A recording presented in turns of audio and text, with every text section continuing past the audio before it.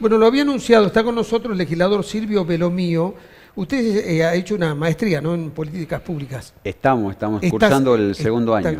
Sí, bueno, sí. La apertura mía tenía que ver con esto. A veces uno no entiende qué es una política pública y el rol que juega la política pública como acción del Estado frente a una demanda de la sociedad. ¿Por qué no le explica a la gente qué es una política pública y el rol que tiene? Primero, la política pública, en definitiva, es la consecuencia de planificar. Nosotros lo que tenemos que entender que no existe una política pública que está en el éter, en el aire, y uno la baja. La política pública se la desarrolla, hay que armarla, las políticas públicas. Y está vinculado con lo que pasa en este país y en esta provincia en particular. No hay planificación de nada, Pedro. Y sobre todo en el Estado. En el Estado se lo toma como que el Estado es una entelequia que tiene que funcionar como tal y por ósmosis.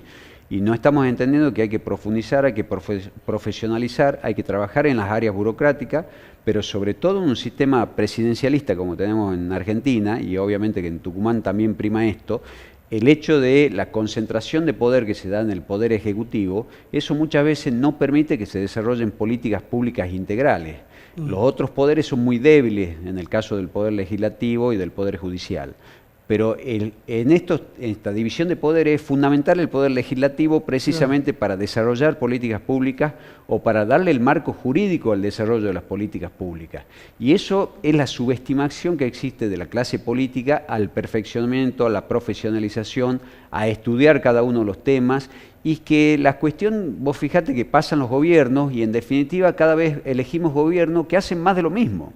Es decir, todos hacen más de lo mismo sabiendo que es un fracaso, porque en definitiva venimos de fracaso tras fracaso, no estudiamos esas cuestiones y no estudiamos por qué fracasan los gobiernos. Ahora, ¿usted es de la idea que los estados deben tener un núcleo duro de burócratas eficientes que sepan elaborar políticas públicas y que cada gobierno que venga le dé la orientación que quieren darle, o cada partido, cada gestión debería traer su propia burocracia entendida como aquel el gobierno de los burros, que puede, claro, que puede planificar, que puede llevar adelante el Estado? Es fundamental, no como algo que traba y como lo que nos pasa a nosotros, ¿no? Es fundamental entender que los empleados públicos, en definitiva, no sean una consecuencia del clientelismo político. Lo que ocurre en nuestra provincia es que se va incrementando la planta de personal en la administración pública simplemente como contención y como desarrollo o como consecuencia de una dádiva política. No se trabaja en el perfeccionamiento y en la profesionalización de quienes trabajan dentro del Estado. Esto, Pedro, yo te voy a decir, tengo experiencia, esto no es declamativo, yo de las experiencias de gestión que tengo, de las experiencias de gobierno, los resultados en capacitación, en desarrollo y en trabajar en cuerpos profesionales siempre fueron muy exitosos. Sí. Sería fantástico que desde el gobierno, del gobernador hacia abajo, esto se implemente y se lo tome como política pública. Yo estoy de acuerdo que tiene que existir una burocracia fuerte, porque la gente por ahí escucha burocracia y dice una palabra mala. No, este es el gobierno precisamente de aquellos que son los técnicos. Claro. Los técnicos en cada área. Acá los que conocen el Estado, los que le informan a la nueva administración aquello que ocurre en la realidad.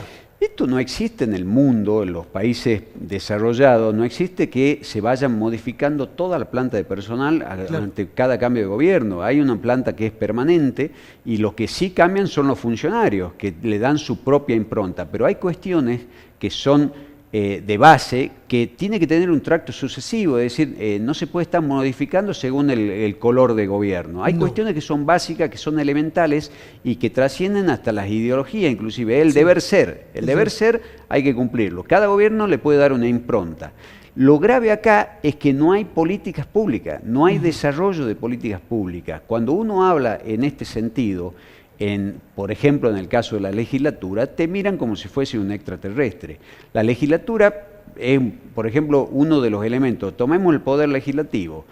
Hacen lo que no corresponde que haga, ni siquiera saben para qué están. En definitiva, nosotros tenemos que dar un marco jurídico a las políticas públicas, pero no tenemos por qué tomar tareas que son propias del Poder Ejecutivo. ¿Por qué tenemos que estar nosotros como Poder otorgando, por ejemplo, el boleto estudiantil? Es una tarea del Ejecutivo, le demos el marco jurídico, le demos la herramienta, aprobemos los presupuestos, lo trabajemos al presupuesto para poder desarrollar las políticas. O lo que pasó con la legislatura actualmente, que es un lugar de eventos. Todos eventos, entregamos medallitas, diploma, y al final uno no sabe muy bien para qué está, si está para los eventos o para legislar. Bueno, todo esto es una muestra de lo que ocurre en general. Acá, te insisto con esto, no hay planificación. Al no haber planificación, obviamente que no va a haber un desarrollo de políticas públicas. Y en cada tarea que uno le ha tocado desempeñar dentro de la administración, de las áreas ejecutivas, sí te puedo decir que cuando hay planificación a corto, a mediano y a largo plazo, las cosas cambian. Y te pongo algunos ejemplos puntuales. A mí me tocó trabajar en el municipio de Yerbabuena, en la Intendencia de Martínez Zavalía, y fue el único municipio de la provincia de Tucumán, hasta el día de la fecha, que fue premiado por la ONU como un municipio transparente. ¿Sabes por qué? Porque simplemente le comunicábamos a los vecinos en forma bimestral, cuando les llegaba la boletita del Sisi, las tareas que había desarrollado el municipio y sobre todo los números del municipio. Se le informaba a los señores cuánto ingresó, cuánto salió, en qué se gastó y se le informaba eso. Claro. No cambió nada. Y pasó también en el municipio de San Miguel de Tucumán. Es el único municipio que salió del pacto fiscal, que logró la autonomía financiera plena. ¿Por qué? Por un trabajo planificado a largo plazo. Eso es lo que falta en todos los gobiernos, planificación. Ahora, legislador Silvio Blomio, yo lo que observo en Tucumán que hay como un déficit o de políticas públicas o de capacitación de personas para llevar adelante las políticas públicas en el área de seguridad, en el área de medio ambiente. Yo veo que en el área de seguridad uno no sabe a quién recurrir cuando la inseguridad creció. O evidentemente se trabajó mal en el área de desarrollo social.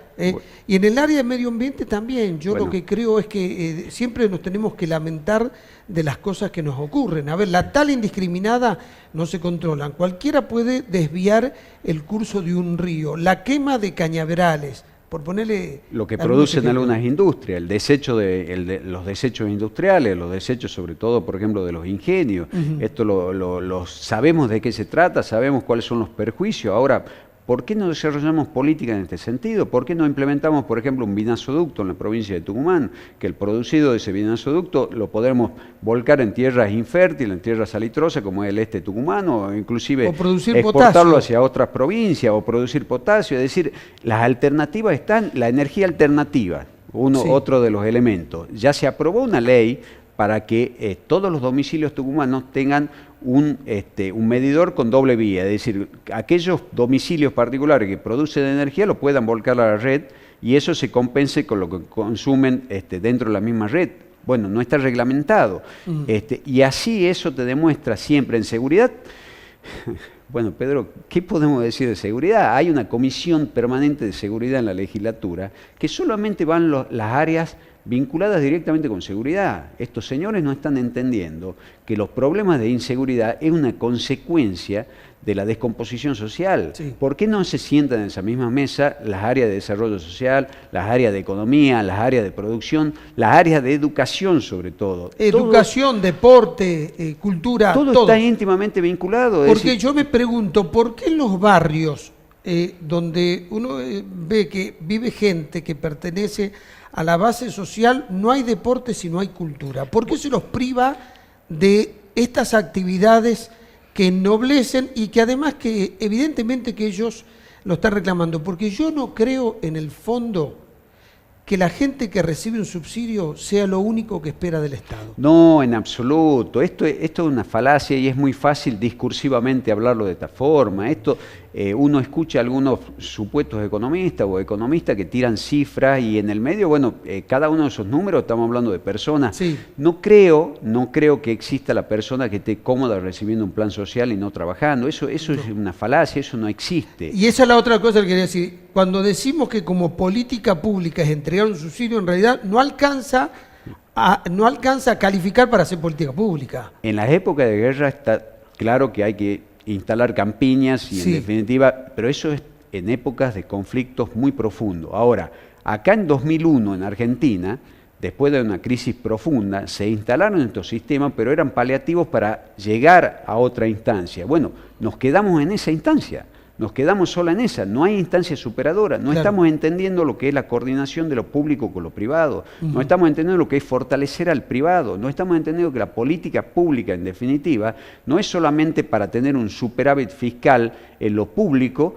que no se materializa en lo privado, es decir, el ciudadano, en definitiva, acá Tucumán, por ejemplo, el gobernador sale con un discurso hablando de que tiene tranquilidad financiera, económica, que hay estabilidad. Bueno, les quiero comunicar a los tucumanos que no solamente en Tucumán, en 22 provincias tienen superávit fiscal, y esto es como consecuencia de una política nacional también en este sentido.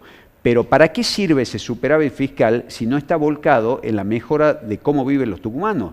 Pedro, los índices son claros y en Tucumán desde la década del 70 a hoy los indicadores, las flechitas siempre van hacia abajo, inclusive comparándolo con el crecimiento a nivel nacional, que fue un decrecimiento, pero aún así Tucumán está por debajo de eso, aún teniendo un sistema y una economía donde que es anticíclica a nivel económico con el resto de las regiones, que Tucumán puede ser potencia en todo sentido, y esto no podemos seguir nosotros esperando que el privado haga todo y que el Estado cada vez se haga más grande, y no está entendiendo la gente que está dentro del Estado, que viven del privado, vive de los tributos. Entonces esto hay que perfeccionarlo, hay que buscar la forma que el Estado precisamente vuelque todos estos elementos hacia cada uno de los ciudadanos. Bueno, en una entrevista en la misma línea en la que relata usted, el doctor Ricardo Arriazu, para mí uno de los economistas que están en el vértice de las personas más serias y respetables en la Argentina, dijo esto, que la Argentina comenzó a cometer el error de sostener la economía con el consumo interno, cuando en el mundo es con la inversión, con el sector privado. Pedro, entonces cualquier crisis del Estado, cualquier crisis económica nos golpea enormemente. Totalmente, porque no hay desarrollo, es decir, yo tengo la vaquita, ¿sí? Yo tengo dos posibilidades, o comerme la vaca o buscar que se reproduzca, vivir de los derivados. Acá en el kirchnerismo, en la época del kirchnerismo, nos dedicamos a comerla a la vaquita. Esto es lo que pasó, es el modelo económico, ese modelo del consumo y decir, bueno, el consumo soluciona absolutamente todo. Eso es cortoplacista, no tiene una visión de futuro. No, porque además si no se sostiene con inversión y generación de riqueza. No hay ninguna posibilidad de hacerlo. Y de hecho, ¿cómo generamos riqueza si, por ejemplo, no teníamos ni energía? Tenemos que importar todo. Entonces, hay una serie de cuestiones que hay que ser serio en esto, porque hoy estamos en campaña y es fácil hablar muy por arriba y superficialmente de los temas. Tucumán puede desarrollar políticas públicas independientes de lo que ocurre a nivel nacional para el desarrollo de los tucumanos. Y eso debemos hacerlo. Ahora, ¿cómo se logra?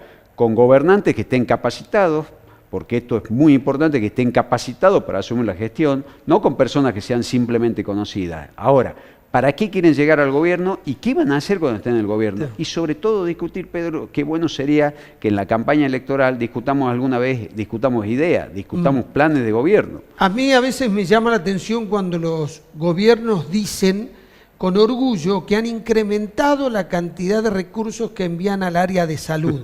Porque yo digo, en realidad me gustaría que me digan que mandan menos recursos porque hay menos gente que utiliza el servicio de salud. Ahora, para que haya menos gente que utilice el servicio de salud, hay que trabajar en desarrollo social, hay que trabajar en promoción humana, hay que trabajar en deporte y en cambiarle las condiciones indignas que vive la gente. Si yo tengo gente que vive en la miseria, se me va a enfermar una vez por semana.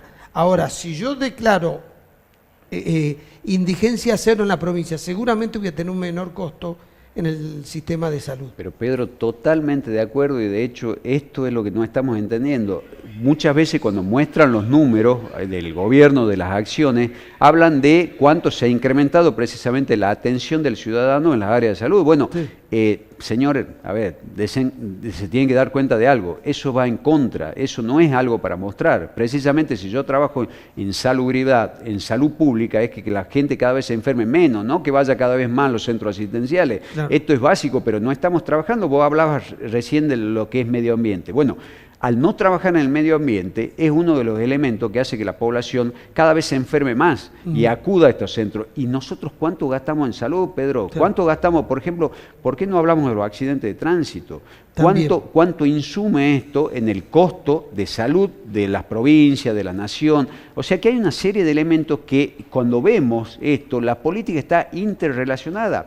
Presentamos recientemente un proyecto nosotros de lo que es el entorno saludable de las escuelas y de los colegios. El entorno, no solamente el kiosco que está dentro, que también estaba sancionada esa ley y todavía no está reglamentada, sino también los entornos saludables. Como vos decís, veamos que nuestra niñez, que nuestra juventud, que está yendo hacia una obesidad y cada vez los índices de obesidad son mayores, ¿por qué no trabajamos en esto? Que no se enferme. ¿De qué me sirve a mí curarlo después o mantenerlo en la diabetes si lo que tenemos que lograr es que no se enferme? El costo es mayor. Cuando el ciudadano llegó al hospital, comenzó la maquinita a generar gasto. Entonces, hay que tratar de que no llegue. Para eso están las políticas preventivas. Para eso sirven las políticas públicas. Es decir, todos los chicos hacen deporte, todos los chicos se deben alimentar bien, todos los chicos hacen cultura, cada chico debe tener por parte del Estado una posibilidad de realizar estas actividades. Eso en salud y está íntimamente vinculado con la seguridad también. Acá vemos los barrios que los vecinos están encerrados en sus casas, no pueden vivir la vía pública, no pueden interrelacionarse entre ellos, no saben quiénes son sus vecinos, porque no hay una vida de barrio como existía en una época, porque la droga hoy está metido en cada uno de nuestros lugares. Y bueno, porque el Estado le dejó mucho espacio. Y totalmente si ese chico estaría en un club, estaría siendo educado, si tuviera una salida laboral, evidentemente que la droga no sería una atracción. Así, y esto de lo que estamos hablando no es utopía. No. Esto no es para nada utopía. Usted lo definió muy bien. No todas las provincias tienen el mismo desarrollo. Así es. Significa que la economía no afecta a todos de la misma manera. En absoluto. Las provincias tienen autonomía para poder hacer frente a políticas económicas como por ejemplo la que tuvimos ahora, que es recesiva, ¿no? ¿Para qué declamamos tanto federalismo y pedimos federalismo de las provincias cuando en realidad el peso más grande dentro del Congreso, del Senado de la Nación, tenemos 69 de 72 senadores son del interior del país, entre comillas del interior? Entonces, lo que pasa es que no sabemos ejercer el federalismo y en Tucumán esta autonomía que tenemos desde el punto de vista financiero tampoco la sabemos ejercer, porque si no, ¿por qué este mismo gobierno aumentó al doble la presión fiscal de lo que tenía cuando asumió hace un poco más de 3 años?